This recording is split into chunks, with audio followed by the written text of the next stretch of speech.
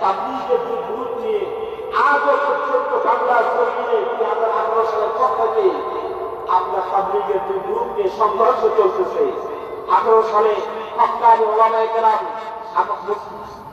সাধারণ মুসল্লিদেরকে তারা যেভাবে রক্তাক্তভাবে মেরেছিল টঙ্গীর ময়দানে, এটা একজন মুমিন হিসাবে আরেকজন মুমিনের গায়ে হাত দিতে পারে না।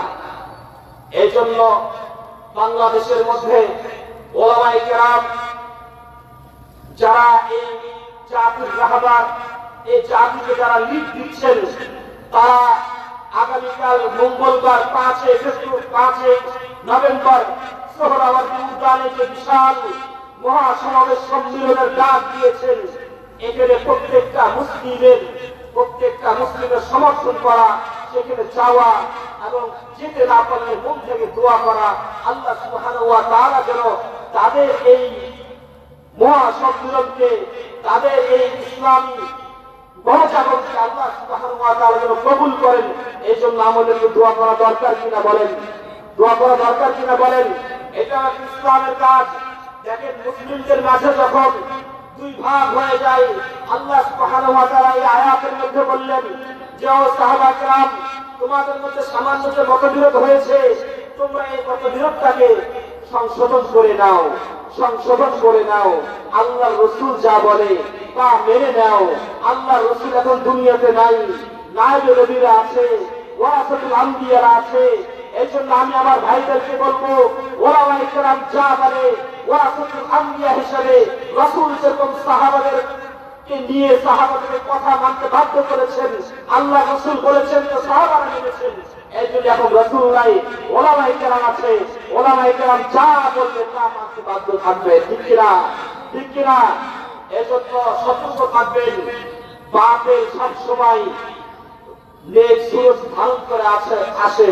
কখন আহলে কোরআনে ধারণ করে আসবে, কখন এতাআত ধারণ করে আসবে, কখনো দেখা যাচ্ছে যে ভালো মানুষের রূপ ধারণ করে আসবে। কিন্তু এইগুলোকে সতর্ক থাকতে হবে। আমাদের এইগুলো থেকে সতর্ক থেকে ঈমানকে মজবুত করতে হবে। ঈমানকে কি করতে হবে? মজবুত করতে হবে। এজন্য আল্লাহ রাসূল সাল্লাল্লাহু আলাইহি ওয়াসাল্লাম বলেন, লাম ইউরিসু দিনারা ওয়ালা দিরহামা। ওলামায়ে কেরামকে উদ্দেশ্য করে বলেন, ও জাতির রাহবার, তাদেরকে আমরা দিনার এবং দিরহামের আমরা ওয়ারিস বানাই নাই, আমরা ইলমের ওয়ারিস বানাইছি। দুনিয়ার মধ্যে যখন বাতিল আসবে, ওলামায়ে কেরাম তখন হকের আওয়াজ তুলবে। যখন যেভাবে বাতিল এসেছেন, তখন সেভাবে ওলামায়ে কেরাম হকের আওয়াজ তুলেছেন।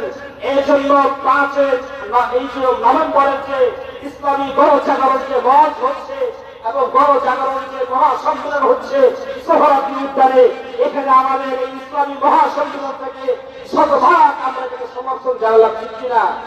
এই জন্য মুসলমান ভাই, আমাদের সতর্ক থাকতে হবে।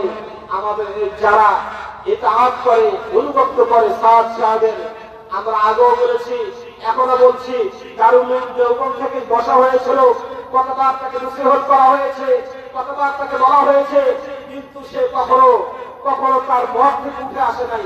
নাউযুবিল্লাহ, সে বলে আল্লাহর কোরআনের মধ্যে ভুল আছে, বলে রাসূলের মধ্যে ভুল আছে বলে।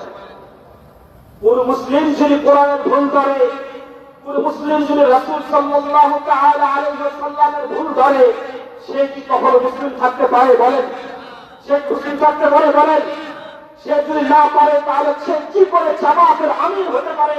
সে কি করে তাবলীগ জামাতের আমির হতে পারে? এটা আমাদের প্রশ্ন। এই জন্য বাংলার মানুষ চায় সাদ সাহেব বেঁচে থাকতে, আর বাংলার ওলামায়ে কেরাম মুমিন মুসলমান তাওহীদি জনতা বেঁচে থাকতে, তাদেরকে এখন পর্যন্ত দেশে আসতে দেওয়া হবে না। কি বলেন? এজন্য সোচ্চার থাকতে হবে। আমাদের গুরুত্বপূর্ণ ওলামায়ে কেরাম আসবেন, আপনাদের আলোচনা করবেন সাহাবাওয়ালা ঈমান নিয়ে, সাহাবাওয়ালা ইয়াকিন নিয়ে, সাহাবাওয়ালা তাকওয়া নিয়ে বেঁচে থাকতে হবে। যদি বাঁচতে চান দুনিয়ার মধ্যে, তাহলে সিংহের মতো বাঁচতে হবে, বিড়ালের মতো বেঁচে থেকে লাভ নাই। মুসলমান, আল্লাহ সুবহানাহু ওয়া তাআলা যারা এই কোরআন সুন্নাহর উপর বেঁচে থাকবে, অটল থাকবে, আল্লাহ সুবহানাহু ওয়া তাআলা ওয়াদা করেছেন তাদেরকে জান্নাতুল ফিরদাউস নসিব করবেন। কি বলেন? তাদেরকে জান্নাতুল ফিরদাউস নসিব করবেন, দান করবেন। এই জন্য সব সময় সতর্ক থাকবেন, এই জন্য সব সময় সতর্ক থাকবেন, কোন বাতিল যেন আমাদেরকে ঘায়েল না করতে পারে, আমাদের মাঝে যেন ঢুকতে না পারে। ঠিক আছে ইনশাআল্লাহ? ঠিক আছে।